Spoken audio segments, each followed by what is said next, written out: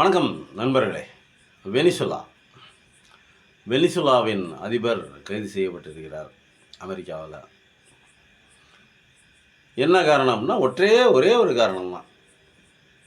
என்ன காரணம் அப்படின்னா, கொக்கைன் அமெரிக்காவுக்குள்ளே வரத்துக்கு இவர் தான் காரணமாக வெனிசுலாவிலேருந்து கடத்துறாங்களாம்.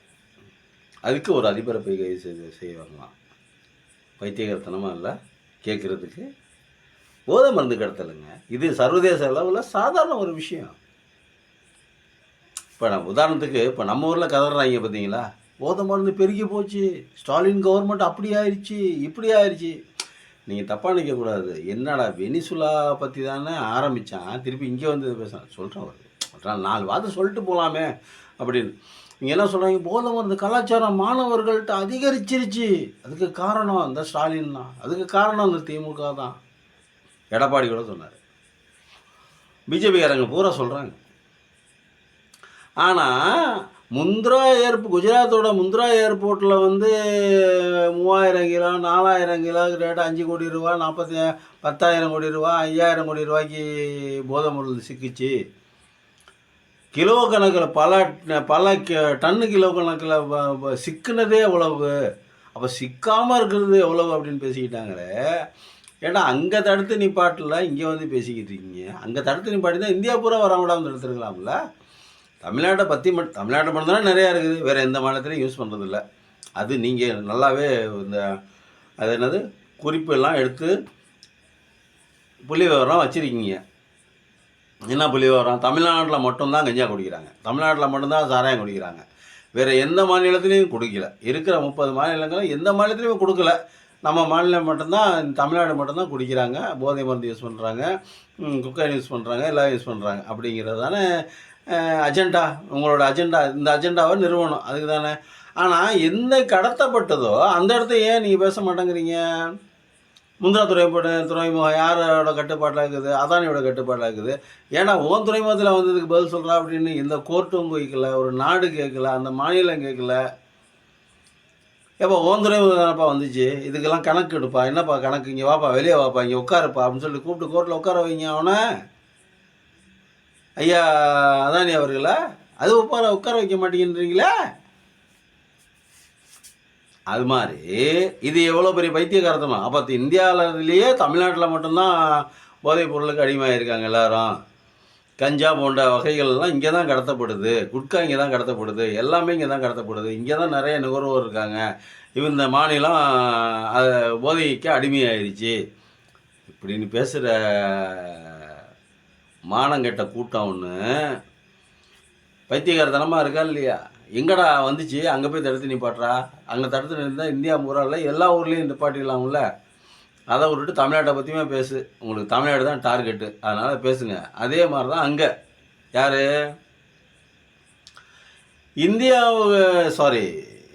அமெரிக்காவில் இருக்கிற மாதிரி பல பில்லியன் டாலர் அதிகமாக, பல பில்லியன் அளவுக்கு அதிகமாக பெட்ரோல் கச்சா எண்ணெய் வந்து அங்கே கிடைக்குதான். எங்கே கிடைக்குதான்? வெனிசுலாவில் இருக்குதான்.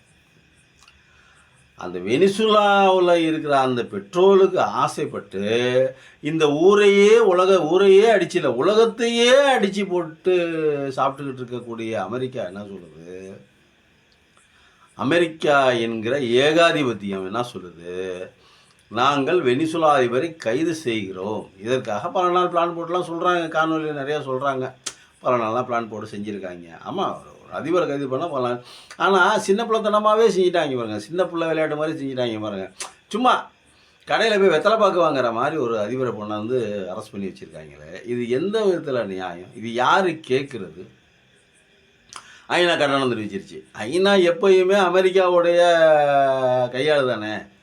ஐநாங்கிறது அமெரிக்கா என்ன நினைக்குதோ அதை தான் பிரதிபலிக்கும் ஐநா சபை. அதானே பிரதிபலிச்சு வருது. ஏன்னா இது அங்கே தானே அமெரிக்கா தான் இருக்குது ஐநா சபையே. அப்புறம் எங்கே போய் நீ அமெரிக்காவை ஏற்றுக்கிட்டு நீ எப்படி பதில் சொல்லுவேன்? ஏன்னா நீ உன் மேலே பயம் இருந்தால் அவன் ஏன் கைது பண்ணுறான்? அவன் ட்ரம்ப்பு ஐநா சபை மேலே பயம் இருந்துச்சுன்னா ஏன் கைது பண்ணலாம்? ஐயோ நம்ம கைது பண்ணுறோமே, ஐநா சபையோட ஒப்புதல் வாங்கணுமே, ஐநா சபையில் இருக்கிற மெம்பர்ஸ்லாம் என்ன சொல்லுவாங்களோ, ஏது சொல்லுவாங்களோ, எதை பற்றியுமே கவலைப்படாம போடா, தலையே வந்தாலும் பேசிக்கலாம், கைது பண்ணுற தூக்கிட்டு வாடா அவனை அப்படின்னு தான் சொல்லி தான் தூக்கிட்டு வந்திருக்காங்க. அப்போ இதுக்கு என்ன அர்த்தம்? ஐநா வந்து இவன் கண்ட்ரோலில் இருக்குது. ஒன்று இவன் கண்ட்ரோலில் இருக்குது, ட்ரம்போட கண்ட்ரோலில் ஐநா இருக்குது. அப்படி இல்லை, அப்படி அமெரிக்க அதிபரோட கண்ட்ரோலில் ஐநா இருக்குது. அப்படி இல்லை அப்படின்னாக்கா அப்படி இல்லை அப்படின்னாக்கா அவங்க பேச்சு அவங்க கேட்கறது இல்லை. ரெண்டில் எது நடந்தாலும் நமக்கு உலகத்துக்கு நட்டம் தானே, உலகத்துக்கு சேதாரம் தானே. அசால்ட்டாக போய் ஒரு அதிபரை போய் கைது பண்ணி தூக்கிட்டு வர்றதுக்கு நீ என்ன அந்த நாட்டுக்கு என்ன அப்படியே அளந்து கொடுத்து அப்படியே பெரிய பருப்பா நீ? நீ சம்பாதிக்கிறதுல பாதி பணம் நீ வந்து அவனுக்கு வெனிசுலா நாட்டுக்கு கொடுக்குறியா? எப்படி ஒரு நாட்டை போய் ஒரு நாட்டில் இருக்கக்கூடிய அதிபரை போய் ஒரு நாட்டோட அதிபரை போய் எப்படி தூக்க முடியும் உன்னால்?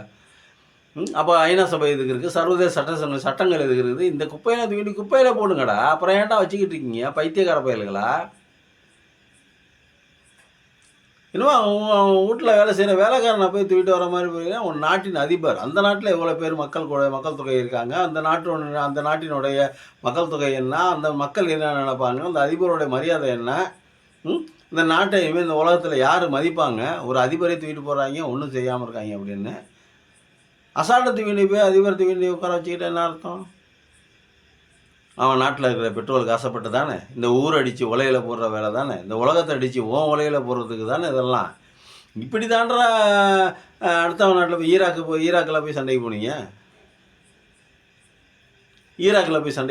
ஈராக்கில் சண்டைக்கு போய் அவர் பாவம் சதாம் ஹுசேனு அவர் பாட்டுக்கு செவனேன்னு இருந்தவரை நல்லா பார்த்துக்கிட்டு மக்களை, அந்த மக்கள்கிட்ட போய் பொய்ய சொல்லி இவன் ரசாயன ஆயுதம் வச்சுருக்காங்க, அந்த ஆயுதம் வச்சுருக்கான், இந்த ஆயுதம் வச்சுருக்கான், அணுகுண்டு வச்சுருக்கான் அப்படின்னு சொல்லிட்டு புரளியை கிளப்பி விட்டு அவனை அடித்து சாவடித்து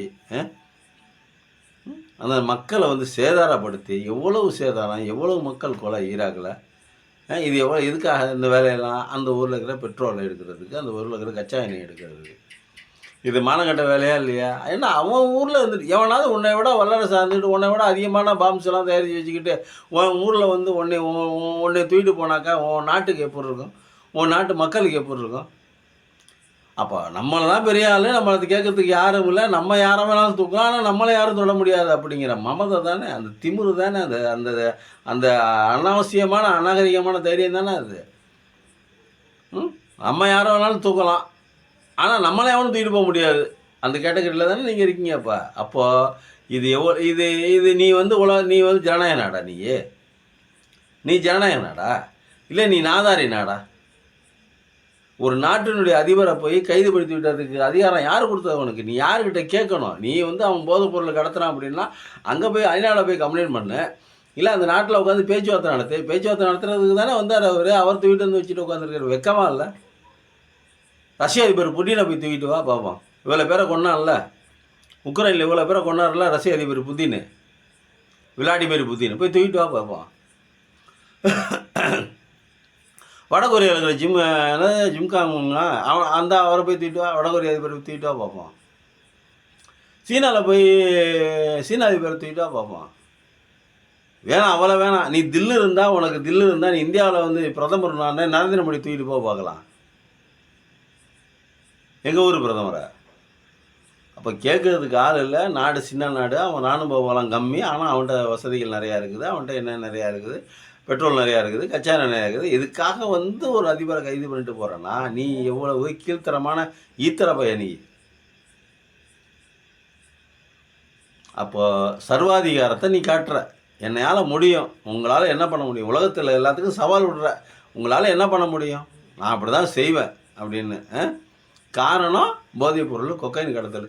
ஏன்னா உன் நாட்டுக்கு உள்ளே வராமல் பாதுகாக்க வேண்டியது யார் பொறுப்பு?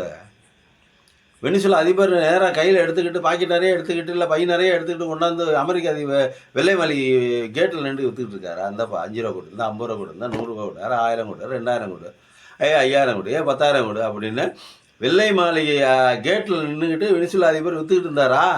கஞ்சா விற்றுக்கிட்டு இருந்தாரா? நீ பார்த்தியா? எந்த முகாந்திரம் இருக்குது, என்ன முகாந்திரம் இருக்குது, எப்படி நீ கைது பண்ணி கூட்டு வரலாம்? நீ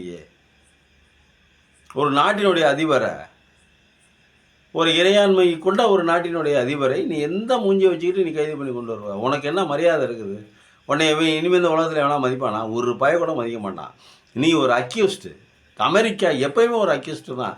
அதில் யார் பிரதமர்களாக வந்தாலும் யார் அதிபர்களாக வந்தாலும் அமெரிக்கா வந்து ஒரு அக்யூஸ்டு நாடு. அடுத்த நாட்டினுடைய வளங்களை சுரண்டி அடுத்த நாட்டுக்கு போர் தடவாள பொருட்களை உருவாக்கி கொடுத்து அதில் சம்பாரித்த பணம். நீ நல்ல காசு இல்லை, நீ நியாயமாக தொழில் பண்ணி நியாயமாக சம்பாரித்த பணம் இல்லை, ஊரை அடித்து உலையில் போடுறது. உலகத்தையே அடித்து உலையில் போட்டிருக்கான் அமெரிக்காக்காரன். உலகத்தையே அடித்து உலையில் போட்டிருக்காங்க. இங்கே நமக்கு அந்த விமானம் F-16 ஜெட்டு 16 லொட்டு 16 நூற்று நம்மள்கிட்ட கொடுப்பான். அதே விமானத்தை அங்கே கொண்டு கொடுப்பான் பாகிஸ்தானுக்காரன்ட்ட. இங்கே ஒரு குத்து, அங்கே ஒரு குத்து. தென்னை மரத்தில் ஒரு குத்து, பனை மரத்தில் ஒரு குத்து. எதுக்கு அந்த மானங்கட்ட பொழப்பு? உன்கிட்ட பணம் தான் நிறையா இருக்கலடா, உன் நாட்டு மக்களை பார்த்துக்கடா. நீ ஏன் அடுத்த நாட்டில் போய் அடுத்த நாட்டு விவகாரத்தில் போய் நீ எதுக்கு தலையிடுற? அடுத்த நாட்டு விவகாரத்தில் தலையிட்டுனால உனக்கு என்ன பிரச்சனை வந்துருச்சு? அவன் ஊர் மக்கள் அவன் எப்படியோ வரான், எப்படியோ போகிறான். உன் ஊருக்குள்ளே வர போதைப் பொருளை நீ கிடத்து நிப்பாட்டு. அப்போ உன்னோட உளவுத்துறை என்னாச்சு? சிஏஜியா? அது என்னாச்சு? அது உன்னுடைய போலீஸ் என்னாச்சு? உலகத்திலே உயர்ந்த போலீஸு உயர்ந்த இராணுவத்தை வச்சுருக்காங்கிற அவங்களுக்கெல்லாம் என்ன வேலை? தூங்குற வேலை. தின்னுபிட்டு தூங்குறது, கறி சோறு தின்னுபிட்டு தூங்குற வேலையாடா பைத்தியக்கார பரதேசி பயல்களா? இல்லை, நம்ம நாகரிகமாக தான் பேசணும்னு நினைக்கிறோம். நம்மளை மீறி கோபம் வருதுங்க. ஏங்க, ஒரு நாட்டினுடைய அதிபரை போய் இதுக்கு கட்டி தூக்கிட்டு வந்தால் அது என்னங்க அர்த்தம்? அது நாடா? அது என்னங்க பாவம் இல்லைங்க? ஏங்க, நம்ம நாட்டு அதிபர் இது மாதிரி தூக்கிட்டு போனால் நம்ம விட்டுருவோமாங்க? நம்ம நாட்டு பிரதமர் அது மாதிரி தூக்கி போனால் நம்ம விட்டுருவோமாங்க? அக்கால் என்ன தான் அவன் இப்போ அவ்வளோ பெரிய இராணுவம் வச்சுருப்பான். அவன் எவ்வளோ பெரிய இராணுவம் தான் வச்சுருக்கிறான். 150 கோடி பேர்த்து கொண்டுட்டு அதுக்கப்புறம் எங்கள் பிரதமர் கூட பார்க்கலாம் அப்படின்னு தானே நம்ம சொல்லுவோம்.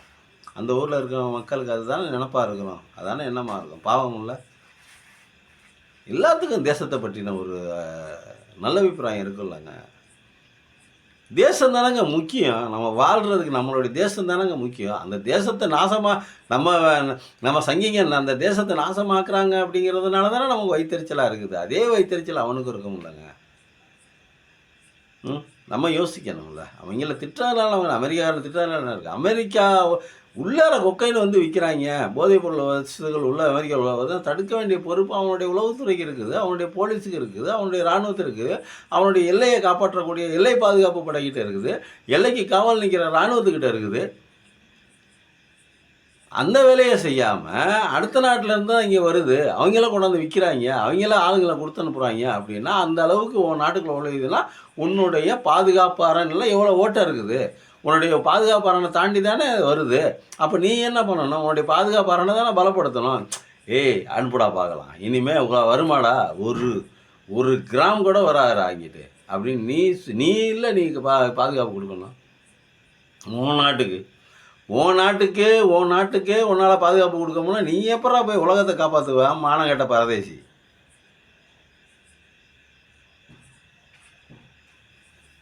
ஒழுங்கா வெனிசுலாவை பேரை விட்டுட்டு வெளியே போகிற, இல்லைன்னா உலக நாடுகள் எல்லாம் சேர்ந்து இவனை தூக்குங்க. இந்த நாடு இருக்கிற வரைக்கும், அமெரிக்கா இருக்கிற வரைக்கும் உலகத்தை எந்த நாடும் நிம்மதியாக இருக்க முடியாதுங்க. அமெரிக்காவில் இருக்கிற வரைக்கும் உலகத்தில் எந்த நாடு நிம்மதி இருக்குது? எல்லாத்துக்கும் என்னமோ நான் தான் அண்ணாவி மாதிரி, என்னமோ நான் தான் சட்டாமில்லை மாதிரி, நான் தான் என்னமோ தூதுக்குழு உறுப்பினர் மாதிரி, இந்தியா பாகிஸ்தானை போகிற நிறுத்தினேன்னு